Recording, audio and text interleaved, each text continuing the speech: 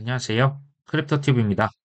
이번 시간에는 크립토 업계 유명 인싸 중에 두 명을 모아놓고 인터뷰를 한 영상이 있어서 제가 한번 좀 한글로 번역을 해봤습니다. 첫 번째는 팀 드레이퍼, 억만장자 투자자죠. 두 번째는 라울 팔인데요. 자, 내년 시장 예측, 그리고 아직 큰 기회 남아있을까요? 한번 살펴보시죠. 지난 12월 19일자 방영이 코인뷰로라고 하는 이제 영국 채널입니다. 여기서 방영이 됐었습니다. 팀 드래퍼는 뭐 4대째 벤처 캐피털리스트 집안이죠. 자, 이 팀 드래퍼의 아들도 지금 활발하게 그 초기 스타트업 투자자로 활동을 하고 있습니다. 그리고 억만장자 투자자로도 잘 알려져 있죠. 그가 초기에 투자를 했던 수많은 기업, 트위터, 테슬라, 바이드, 코인베이스 할 것 없이 정말 엄청나게 많은 기업, 수많은 성공 기업들을 창출을 해냈습니다. 그리고 이제 비트코인은 대략 3만 개 정도를 보유하고 있는 것으로 알려져 있는데요. 이거 이제 제가 이따가 계산하겠지만 비트코인만으로도 이미 조가 넘습니다. 어마어마하죠. 최초로 비트코인을 2012년인가 13년도에 우리 돈 5천 원 주고 매수를 했었습니다. 무려 4만 개죠. 이게 이제 그때는 쌌다고 생각을 하실 수 있겠지만 이거 계산해 보시면 그 당시 우리 돈 2억 원을 넘게 투자한 겁니다. 그럼에도 불구하고 전량을 분실했었죠. 자, 2014년도에 마운트 곡스 이제 세계 최대 거래소가 당시에 해킹이 돼서 전량 분실을 했었습니다. 하지만 몇 개월 뒤에 비트코인 기존에 샀던 그 가격에 무려 120배나 되는 우리 돈으로 하면 거의 70만 원 넘는 가격으로 3만 개를 다시 매수합니다. 아, 이건 보통 배짱으로는 이런 배팅이 나올 수가 없을 것 같은데요. 정확히는 비트코인을 29,700개 정도 갖고 있다고 합니다. 현재 시세로 비트코인만 기존에 어떤 땡땡 회사의 주식을 다 빼고도요. 1조 7,230억 원입니다. 이거 지금 그냥 5,600만 원 단순 계산한 거거든요. 어마어마하죠. 근데 이거 외에도 수많은 크립토 기업, 바이오 기업, 각종 결제 기업 할 것 없이 인공지능 엄청난 투자를 지금도 하고 있죠. 라울팔 마찬가지죠. 전 골드만삭스 임원이었고요. 그의 자산이요. 2023년 6월 기준 얼추 4,500억 원 정도 됩니다. 이제 억만장자까지는 아니어도 정말 억소리 나는 자산가인 건 맞습니다. 자, 22년 6월과 11월 달 그 테라루나 콜랩스 그 이제 몰락 그리고 FTX 사태 이후에 본인이 가지고 있었던 모든 현금을 코인에 올인했었다고 밝혔습니다. 정확히는 이제 이더리움은 좀 본인이 원래부터 많이 갖고 있었던 것 같은데요. 이제 솔라나를 집중 매집을 했었다. 그리고 이제 나머지 코인을 또 소량 이렇게 가지고 있다고 밝혔고요. 자, 이 라울팔이 솔라나의 매수를 외쳤을 때 솔라나가요. 자, 우리나라 돈으로 거의 10,000원 초반대였습니다. 자, 이게 누구나 지나고 나면 아, 맞아. 그때 사야 했어 라고 얘기를 하지만 자, 그 어렵다는 실행을 사실상 올인을 실행에 옮긴 인물 바로 라울팔이죠. 코인비로 그 여자 사회자가 새로 왔더라고요. 자, 이렇게 인터뷰를 진행합니다. 자, 제시카라고 하는 사회자인데요. 24년 크립토 및 거시 경제 환경 전망 어떻게 보실까요? 자, 라울팔이 먼저 답을 합니다. 제가 보는 지금 세계, 특히 지금 미국의 경제는 바닥권입니다. 바닥에 거의 붙어 있다. 글로벌 유동성 등 이제 본인이 매크로 거시경제 지표들을 보니까 22년도에 이미 바닥을 찍었다.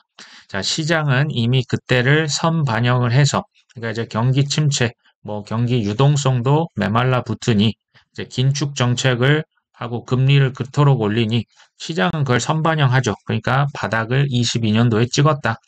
앞으로는 정부의 유동성 주입, 이게 이제 돈 찍기죠. 자, 이것밖에 남아있는 것 같지 않다. 유동성 주입이라고 하는 것은 이제 돈을 찍어내는 것은 사실상 화폐의 가치 절하를 의미하죠. 자, 우리도 모르는 사이에 우리의 구매력이 절하되는 것이다. 근데 이제 반대로 말하면 상대적으로 희소한 자산, 뭐 부동산이 될 수도 있고요. 비트코인, 금이 될 수도 있죠.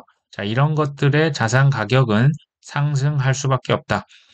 2008년 이래로 전 세계에서 중앙은행에서 이제 자산이라 하면 돈을 찍어내는 만큼 이제 비교를 하는 겁니다. 중앙은행 돈 찍은 것 대비해서 어떤 자산이 좀 가격이 많이 올랐나? 자, 첫 번째 S&P 500 지수. 중앙은행 돈 찍은 것 대비해서 뭐 거의 쌤쌤이다. 거의 비슷하다. 그러니까 뭐 별 다를 게 없다. 두 번째 금을 얘기하는데요. 중앙은행에서 돈 찍어낸 것보다 오히려 더 마이너스다. 그러니까 금은 그거 대비해서 가격이 더 적게 올랐다는 얘기입니다. 자, 세 번째, 이제 부동산. 부동산이 뭐 우리가 봤을 때는 굉장히 많이 상승을 한 것 같지만 중앙은행 전 세계에서 돈을 찍어낸 그 수준이다. 그러니까 별 차이 없다. 자, 네 번째로 나스닥. 이제 미국의 기술 주식이죠. 그리고 크립토. 자, 이 두 개 혁신적인 기술만이 그 전 세계 중앙은행에 돈 찍어낸 것에 대비해서도 더 많이 올랐다. 그러니까 이게 플러스 수익률이다 이거죠. 그러니까 이 두 가지만 이제 소위 말하는 그 돈 찍기를 이겨냈고 큰 상승을 보였다. 그리고 앞으로도 이런 추세는 계속될 것으로 보인다. 이렇게 얘기를 합니다. 24년 경제는 좀 느릿느릿할 거라고 보고요. 뭐 회복은 되겠지만 뭐 급격한 상승이라기보다는 왜냐하면 이제 뭐 사람도 이제 다 좀 노령화 되고요. 좀 그 또 인공지능이라고 하는 게 있어서 일자리도 많이 잃겠죠. 뭐 이런 것들로 인해서 인플레이션도 조금 더 낮아질 것으로 봅니다. 그리고 2024년 선거의 해입니다. 제가 말씀드렸죠. 전 세계 70개국에서 선거, 뭐 대통령, 국회의원들 뽑습니다. 전 세계 정부들은 그들이 줄 수 있는 모든 종류의 사탕 발림을 선사할 것이다. 돈을 풀어서 표를 갖겠다라는 거죠. 자, 2008년도 미국, 유럽, 일본 할 것 없이 대부분의 국가에서 국가 부채가 GDP 대비해서 100%를 넘어섰습니다. 그 2008년 금융위기를 말합니다. 자, 그게 바로 그 정부가 기준금리를 0%까지 낮춰버린 이유입니다. 자, 그래야 지금 국가 부채가 있는데요. 그 부채에 대한 이자를 내지 않습니까? 근데 아까 보셨죠? 제로 금리라면 그 부채에 대한 이자가 0이 됩니다. 그러니까 이자를 안 낸다는 얘기죠. 그래서 제로 금리로 리세팅했다. 자, 그 이후에 대략 3년에서 5년 주기로 국가의 이 빚을 갚지 않고 돌려막기를 시행해 왔다. 그러니까 빚을 안 갚고 그냥 뒤로 미루는 거죠. 자, 이 대략의 4년 주기, 그러니까 국가 부채의 빚의 주기죠. 이게 정확히 비트코인의 반감기와 일치한다. 왜냐하면 비트코인이 정확히 2008년도에 만들어졌으니까요. 2008년도 금융위기에서 이러다 안 되겠구나. 뭐 사토시 나카모토 뭐라고 하는 가명의 그 가상의 인물이 비트코인 그 발행량을 딱 제한을 해서 이제 우리를 지켜내기 위해서 이걸 뭐 제작을 했다 이렇게 알려져 있죠. 자, 신기하게도 이 4년 주기라고 하는 것은 미국의 대통령 선거 주기와도 정확히 일치합니다. 이거 뭐 미국이나 영국의 어떤 그 국가 어떤 그 기밀 단체가 만들었다는 얘기도 그래서 나오는 것 같아요. 저는 이런 것들만 30년 넘게 연구하고 있다. 제가 분명하게 말씀드릴 수 있는 것은 24년과 25년 금리를 인하하고 돈을 더 풀 것이라는 것입니다. 자, 더 큰 유동성이 밀어닥치면 어떻게 해야 할까요? 자, 이 모든 것의 멀티플은 이제 내가 투자한 것 대비 원금을 그 몇 배로 늘려줄 수 있는 그 멀티플이 바로 크립토다, 코인이다라고 하는 거죠. 너무나 아름다운 선물입니다. 자, 하지만 이 기회가 영원할까요? 영원하지 않다고 저 역시도 말씀을 드리고 있죠. 그 규제가 들어오고 법이 통과가 되고 세금을 내고 전 세계 이제 글로벌 표준이 생긴다. 그때 가격은 ETF도 이제 곧 승인이 되지 않습니까? 은행 창구에서 증권사에서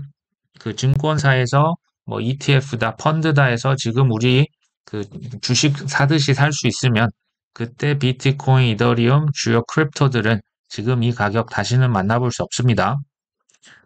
이 기회 영원하지 않으니 꼭 붙잡으세요라고 얘기를 했죠. 더 쉽게 말하면 크립토 4년 주기 중에서 처음 3년, 자, 크립토 봄, 여름, 가을, 이게 1년, 2년, 3년이죠. 이제 지구상에서 최고의 자산이 바로 코인이 됩니다. 이제 첫 3년은요. 근데 마지막 1년, 최근으로 치면 이게 지난 2022년입니다. 자, 2022년은 크립토 겨울로서 지구상 최악의 자산, 그러니까 마이너스가 가장 크죠. 많이 오른 만큼 많이 떨어지는 거겠죠. 그리고 마침내 지금 비트코인 ETF가 승인의 목전에 와 있다.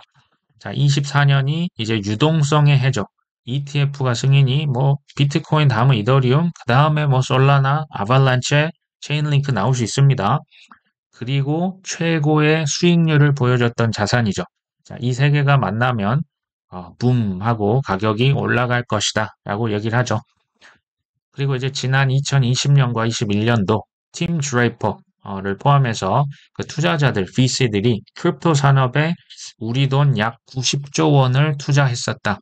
자, 그 돈들이 웹3라고 하는 인프라와 앱을 구축하는 데 사용이 됐었다.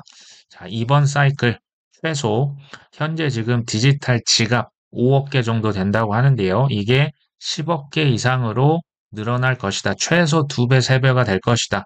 자, 이런 급격한 성장률은 매우 드문 기회다. 그리고 이제 얼마 전에 JP 모건 회장이 내가 뭐 정부 관계자라면 코인 다 이거 폐쇄시킬 것, 금지시킬 것 얘기했잖아요. 라울이 직접 그에게 얘기를 해줬다고 하는데 이건 뭐 트위터상으로 얘기를 한 것 같습니다. 어쨌든 지금 JP 모건, 골드만삭스, 시티은행, 뭐 블랙락, 피델리티 뭐 이런 모든 플레이어들이 이 자산 위, 이 자산은 뭡니까? 코인입니다. 크립토 자산 위에 맹렬하게 올라타고 있다.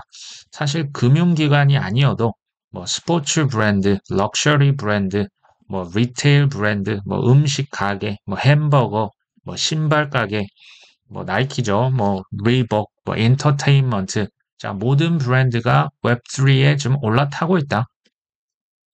솔라나 플랫폼을 이용한 지금 티켓팅, 이제 그 뭐 공연 가면 이제 티켓 끊어야 되지 않습니까? 이 티켓팅과 NFT도 훨씬 더 활발하게 채택이 될 것이다.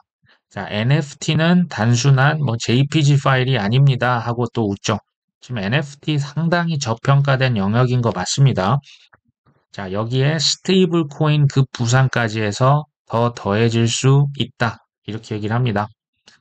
라울이 뭐 너무 달나라 얘기처럼 들리는 건 제가 아는데 저 여기 코인 시장에 2012년도부터 있었다. 매 주기마다 더 많은 채택, 활용 사례가 더 늘어날 뿐이다. 자, 이제 제시카 사회자가 얘기하죠. 이번에는 팀에게 묻겠습니다. 올해 특히 좀 당신의 이목을 집중시켰던 그 이목을 이렇게 끌었던 프로젝트가 뭐가 있었나요? 팀이 스택스라고 하는 코인을 언급합니다.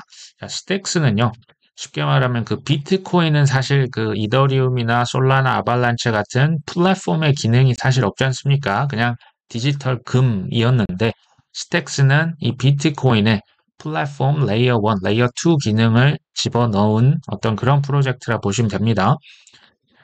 최초로 이제 마이크로소프트가 윈도우즈라고 하는 플랫폼 그 좋은 것을 만들어 놨더니 여기에 이제 뭐 여러 가지 뭐 앱들, 뭐 메모장, 게임, 뭐 클립아트, 뭐 그림 그리는 것들이 윈도우즈에 하나씩 추가가 됐었잖아요.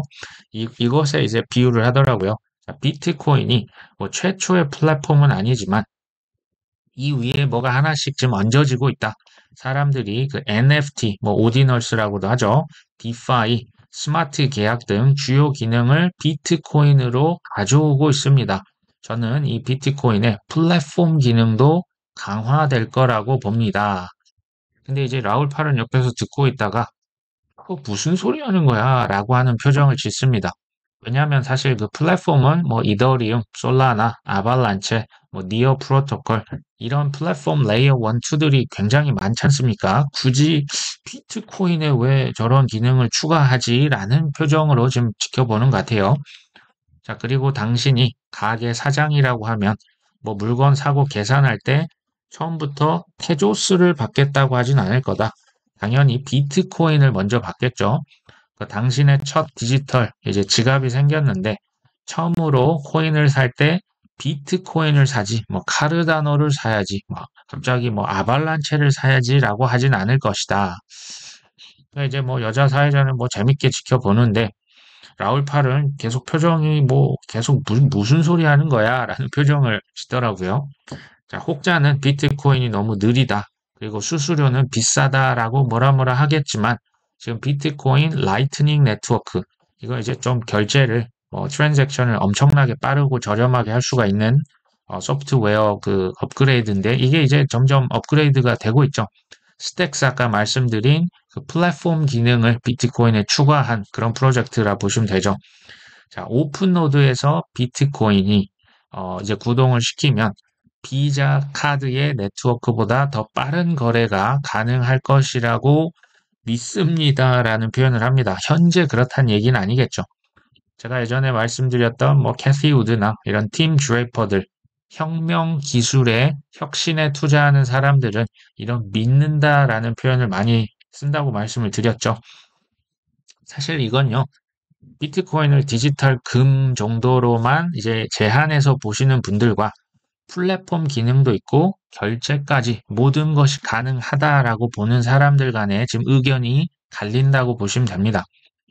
뭐 우리가 흔히 들어서 알고 있는 마이클 세일러, 이팀 드레이퍼, 뭐 맥스 카이저, 지미 송과 같은 이제 비트코인 맥시멀리스트들은요. 사실 비트코인을 엄청 보유를 많이 하고 있습니다. 자, 그렇기 때문에 비트코인 맥시라고 하는 그 별명이 있잖아요. 그러니까 뭐가 옳다 그르다 그런 개념으로 보시면 이게 싸움밖에 안 됩니다. 자, 이더리움 뭐 다른 어떤 플랫폼 레이어 1, 2의 기능을 비트코인에 구현을 하고자 하는 이런 뭐 필요와 수요가 누군가에 의해서 지금 충족이 되고 있다 보시면 되겠죠. 자, 팀이 계속 얘기를 합니다. 저는 모든 투자금의 유치, 뭐 임직원들 월급 주는 거, 회사에서 돈 쓰는 거, 세금 내는 것들까지 다 비트코인으로 하는 걸 꿈꿉니다. 그렇게 되면 회계사도 필요 없고요. 감사, 회계 장부, 세금 납부, 변호사까지도 다 비트코인 하나로 대체시켜 버릴 수 있는 그날을 기대합니다. 자, 이건 정말 혁명적인 거 아닙니까? 자, 어쨌든 제시카가 지금부터는 두 분의 집중, 분산, 그러니까 어떻게 투자를 해야 될지에 대해서 질문을 하고 싶은데요. 자, 시간 관계상 요건 제가 좀 다음 시간에 말씀을 드리고 또 이 두 명의 비트코인 가격 예측 요것도 제가 다음 시간에 말씀을 드리겠습니다만 마지막으로 하나 더 말씀을 드릴게요. 자, 라울팔이 코인 투자로 해서 큰 돈을 번 이유 이 기사에서 좀 저는 찾아볼 수가 있었는데요. 지난번 그 SEC가 리플이라고 하는 회사를 이제 고소장을 날렸죠. 무려 이게 3년 전이 됐네요. 자, 그때가 일생일대의 기회였다라고 생각하고 XRP를 매집했다고 합니다. 자, 리플을 기소하고 XRP가 미등록 증권이라고 주장한 뒤에 가격이 수직 낙하를 했습니다. 혹시 그때 XRP 들고 계셨던 분 계실까요? 이제 투자의 성공이라고 하는 것은 이제 공포에 사서 환희에 팔라라고 흔히들 하지 않습니까? 근데 뭐 비슷한 말이죠. 싸게 사서 비싸게 팔아야 하는데 혹시 그 3년 전에 SEC가 기소했을 때, 그러니까 기소했을 때 XRP 들고 계셨던 분 혹시 계실까요? 저는 이때 들고 있었습니다. 자, 그리고 2020년 3월달 그 코로나19 순간적으로 가격이 모든 것이 폭락했을 때 그때 코인 투자 이전부터 하셨던 분들 계실까요? 저는 이때도 들고 있었거든요. 정말 이때의 공포는요, 이루 말할 수 없습니다. 하루에 비트코인이 마이너스 50%였습니다. 하루입니다. 비트코인이, 알트도 아니고요. XRP가요, 제가 그때 기억나는데요. 순간 한 800원이었던 게 170원까지 떨어지더라고요. 그러니까 이거는 그냥 녹아버렸다라는 표현이 맞을 정도죠. 저 역시도 그때 뭐 순간 극도의 공포의 그 감정이 들어서 살았다가 밑에서 다시 주웠던 기억이 납니다. 정말 그 극도의 공포에 쌓이니까 사람이 안 하던 그 일을 하더라고요. 어쨌든 자, 큰 성공 투자를 한다는 것은 극도의 공포에 사면 살수록 수익률은 커집니다. 그리고 극도의 뭐 환희의 매도 우리가 이제 그러다가 결국 못 파는 경우가 많지 않습니까? 적당히 환희에 매도를 한다. 저는 이게 우리가 할 수 있는 최선이지 않을까 하는 생각을 사실 합니다. 그리고 이제 솔라나 투자로도 사실 뭐 큰 돈을 이미 뭐 미실현 이익이긴 하지만 아직 팔진 않았습니다만 큰 돈을 이미 번 이유가 뭘까요? 작년 말에요. 뭐 11월, 12월 달 정말 최악의 그 암호화폐 정점, 그 겨울이었죠. 그때 사실상 솔라나에 올인을 합니다. 어떻게 이런 일이 가능했을까요? 자, 첫 번째, 먼저 해야 할 숙제를 해야만 합니다.